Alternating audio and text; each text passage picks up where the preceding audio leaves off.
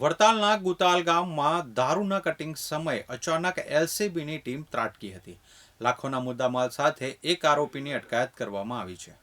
ખેડા નડિયાદ એલસીબીની ટીમનો staff night પેટ્રોલિંગમાં હતો તે દરમિયાન બાતમી મળી હતી કે વાસુદેવ ઉર્ફે વાસુ સામંતભાઈ તળપદા, કિશન ઉર્ફે બોડો ઠાકોરભાઈ તળપદા, રવિ ગોપાલભાઈ તળપદા, ભૂપેન્દ્ર ઉર્ફે ભૂપો ઈશ્વરભાઈ પરમાર અને ઉર્વેશ અર્જુન તળપદા ભેગા મળીને બહારના રાજ્યોમાંથી વિદેશી દારૂનો જથ્થો મંગાવી ગુતાલ દશામાના મંદિર સામે કટિંગ કરાવી રહ્યા છે.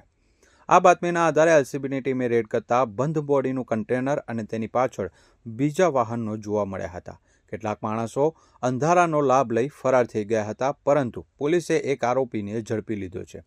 એલસીબીની ટીમે 22.19 લાખની કિંમતનો ભારતીય બનાવટનો વિદેશી દારૂ અને બિયર ટીન, મોબાઈલ ફોન, 4 વાહનો તથા પ્લાસ્ટિકના દાણા ભરેલી થેલીઓ મળી કુલ 65.91 લાખનો મુદ્દામાલ કબજે કરી વધુ કાર્યવાહી હાથ ધરી છે.